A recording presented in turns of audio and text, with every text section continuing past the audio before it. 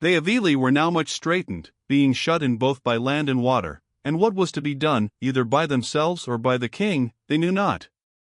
Would William simply starve them, or at least inflict on them so perpetual a Lent, for of fish there could be no lack, even if they ate or drove away all the fowl, as would tame down their proud spirits, which a diet of fish and vegetables, from some ludicrous theory of monastic physicians, was supposed to do? Footnote: the Cornish, the stoutest, tallest, and most prolific race of the South, live on hardly anything else but fish and vegetables. Or was he gathering vast armies, from they knew not whence, to try, once and for all, another assault on the island, it might be from several points at once? Pause. 1250, they must send out a spy, and find out news from the outer world, if news were to be gotten. But who would go? Pause. 1250, so asked the bishop, and the abbot, and the earls, in council in the abbot's lodging. Pause. 1250, Torfrida was among them. She was always among them now. She was their Alruna wife, their Vala, their wise woman, whose counsels all received as more than human. Pause. 1250, I will go, said she, rising up like a goddess on Olympus. I will cut off my hair, and put on boy's clothes, and smirch myself brown with walnut leaves, and I will go. I can talk their French tongue. I know their French ways, and as for a story to cover my journey and my doings, trust a woman's wit to invent that. Pause. 1250, they looked at her, with delight in her courage, but with doubt. Pause. 1250, if William's French grooms got hold of you, Torfrida, it would not be a little walnut brown which would hide you, said Hereward. It is like you to offer, worthy of you, who have no peer. Pause. 1250, that she has not, quoth churchmen and soldiers alike. Pause. 1250, but, to send you would be to send Hereward's wrong half. The right half of Hereward is going, and that is, himself. Pause. 1250, uncle, said the young earls, send Winter, Jerry, Leofwin Pratt, any of your fellows, but not yourself. If we lose you, we lose our head and our king. Pause. 1250, and all prayed Hereward to let any man go, rather than himself. Pause. 1250, I am going, lords and knights, and what Hereward says he does. It is 1 day to Brandon.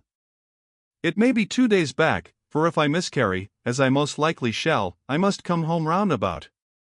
On the 4th day, you shall hear of me or from me. Come with me, Torfrida. Pause. 1250, and he strode out.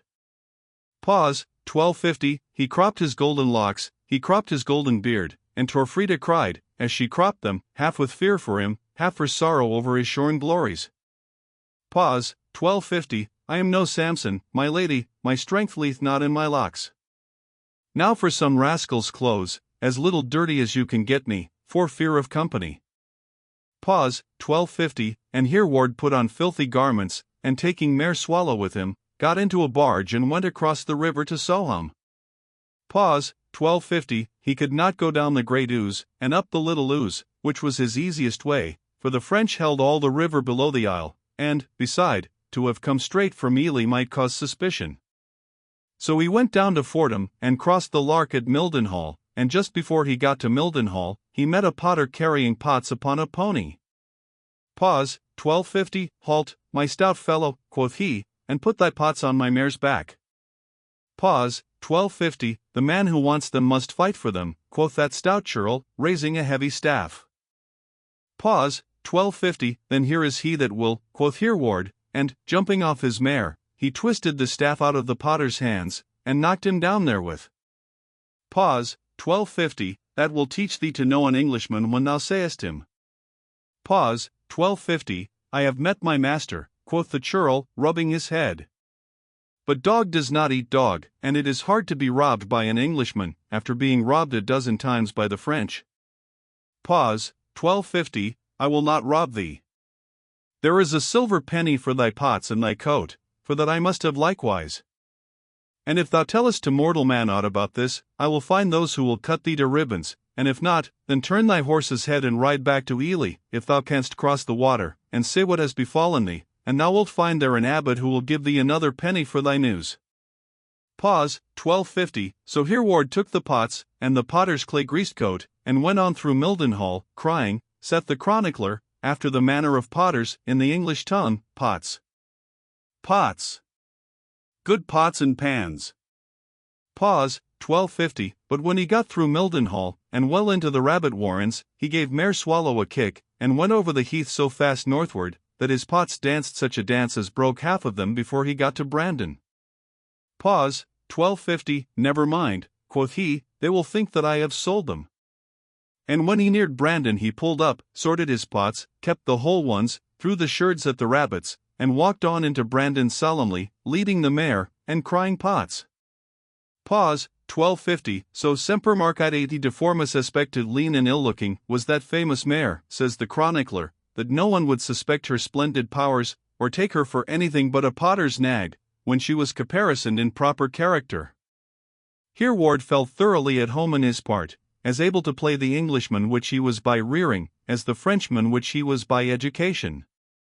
He was full of heart, and happy. He enjoyed the keen fresh air of the warrens, he enjoyed the ramble out of the isle, in which he had been cooped up so long, he enjoyed the fun of the thing, disguise, stratagem, adventure, danger. And so did the English, who adored him. None of Hereward's deeds is told so carefully and lovingly, and none, doubt it not, was so often sung in after years by farmhouse hearths, or in the outlaw's lodge, as this. Robin Hood himself may have trolled out many a time, in doggerel strain, how Hereward played the potter. Pause, 1250, and he came to Brandon, to the King's Court, probably Weeting or Castle, from which William could command the streams of Wissey and Little Ouse, with all their fens, and cast about for a night's lodging, for it was dark. Pause, 1250, outside the town was a wretched cabin of mud and turf, such a one as Irish folk live in to this day, and Hereward said to himself, this is bad enough to be good enough for me. Pause, 1250, so he knocked at the door, and knocked till it was opened, and a hideous old crone put out her head. Pause, 1250, who wants to see me at this time of night? Pause, 1250, anyone would, who had heard how beautiful you are. Do you want any pots? Pause, 1250, pots. What have I to do with pots, thou saucy fellow?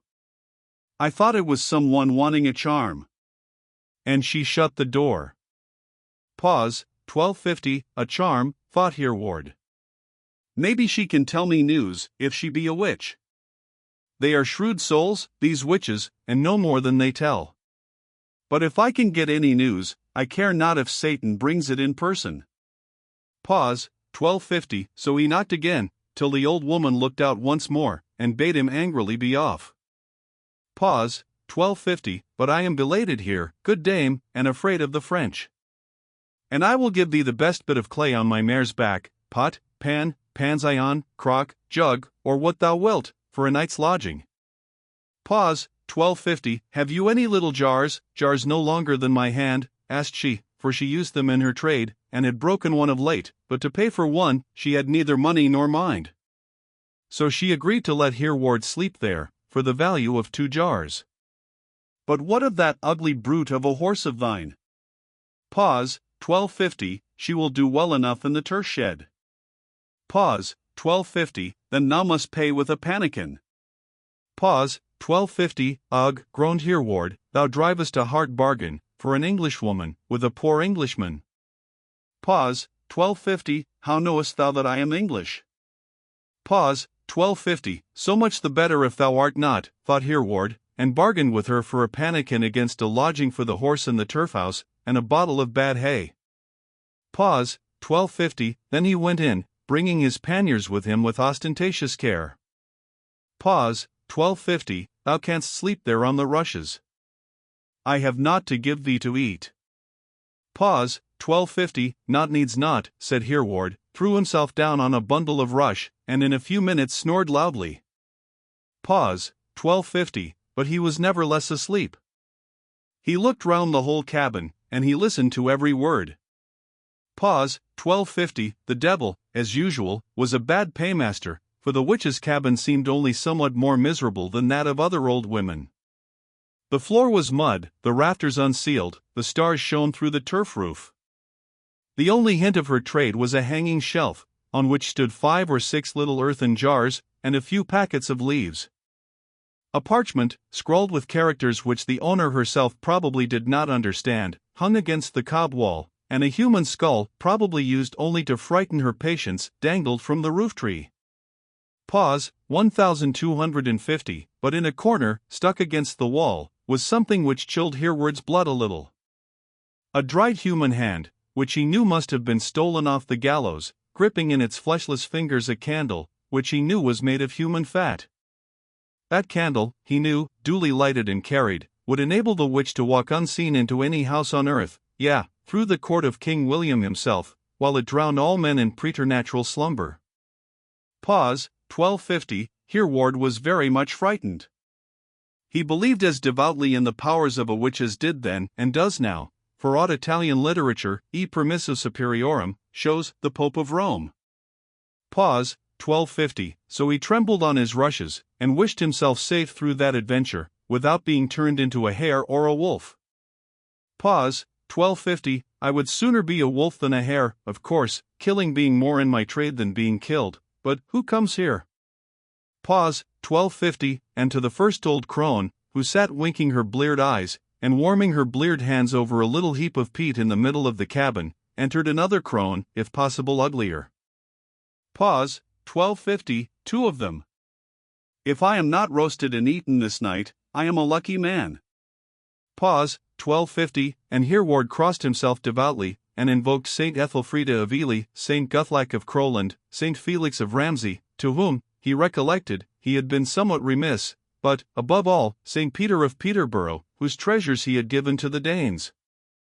And he argued stoutly with Saint Peter and with his own conscience, that the means sanctify the end, and that he had done it all for the best. Pause, 1250, if thou wilt help me out of this strait, and the rest, blessed apostle, I will give thee. I will go to Constantinople, but what I will win it, a golden table twice as fine as those villains carried off, and one of the Bourne manors, Witham or Toft or Mainthorpe, whichever pleases thee best, in full fee, and a pause, 1250. But while Hereward was casting in his mind what gewgaw further might suffice to appease the apostle, he was recalled to business and common sense by hearing the 2 old hags talk to each other in French. Pause, 1250, his heart leapt for joy, and he forgot St. Peter utterly. Pause, 1250, well, how have you sped? Have you seen the king? Pause, 1250, no, but Evo Tailboys. Who the foul fiend have you lying there? Pause, 1250, only an English brute. He cannot understand us. Talk on, only don't wake the hog. Have you got the gold? Pause, 1250, never mind. Pause, 1250, then there was a grumbling and a quarreling, from which Hereward understood that the gold was to be shared between them. Pause, 1250, but it is a bit of chain.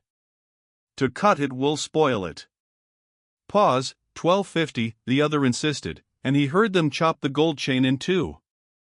Pause, 1250, and is this all? Pause, 1250, I had work enough to get that. He said, no play no pay, and he would give it me after the isle was taken. But I told him my spirit was a Jewish spirit, that used to serve Solomon the Wise, and he would not serve me, much less come over the sea from Normandy, unless he smelt gold, for he loved it like any Jew. Pause, 1250, and what did you tell him then? Pause, 1250, that the king must go back to Aldrich again, for only from thence he would take the isle, for, and that was true enough, I dreamt I saw all the water of Aldrich full of wolves, clambering over into the island on each other's backs. Pause, 1250, that means that some of them will be drowned. Pause, 1250, let them drown.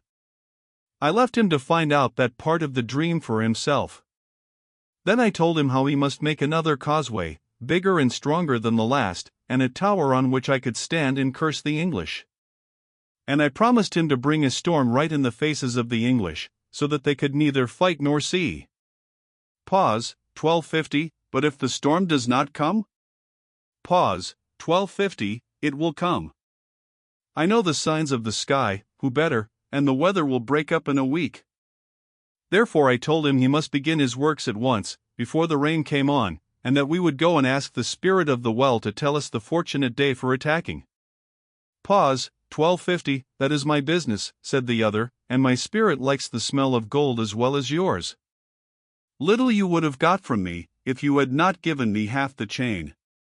Pause. 1250, then the two rose. Pause. 1250, let us see whether the English hog is asleep. Pause. 1250, one of them came and listened to Hereward's breathing, and put her hand upon his chest. His hair stood on end, a cold sweat came over him. But he snored more loudly than ever. Pause. 1250, the two old crones went out satisfied. Then Hereward rose, and glided after them.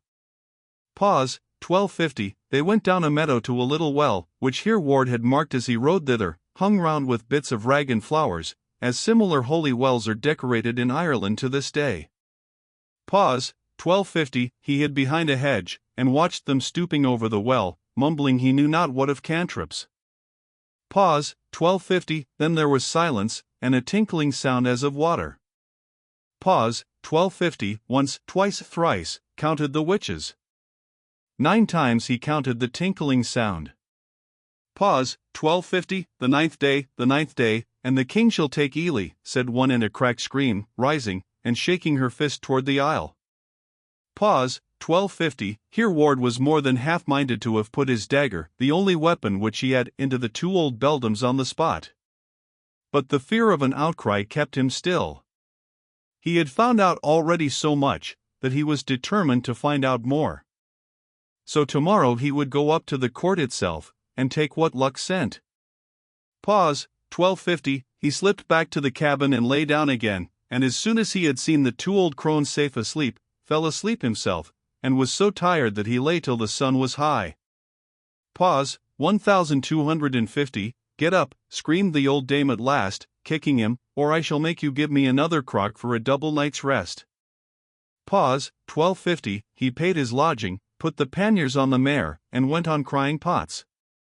Pause. 1250, when he came to the outer gateway of the court he tied up the mare, and carried the crockery in on his own back boldly. The scullion saw him, and called him into the kitchen to see his crockery, without the least intention of paying for what they took. Pause. 1250, a man of rank belonging to the court came in, and stared fixedly at Hereward. Pause. 1250, you are mightily like that villain Hereward, man, quoth he. Pause. 1250, anon, asked Hereward, looking as stupid as he could. Pause. 1250, if it were not for his brown face and short hair, he is as like the fellow as a churl can be to a knight. Pause. 1250, bring him into the hall, quoth another, and let us see if any man knows him. Pause. 1250, into the great hall he was brought, and stared at by knights and squires. He bent his knees, rounded his shoulders, and made himself look as mean as he could.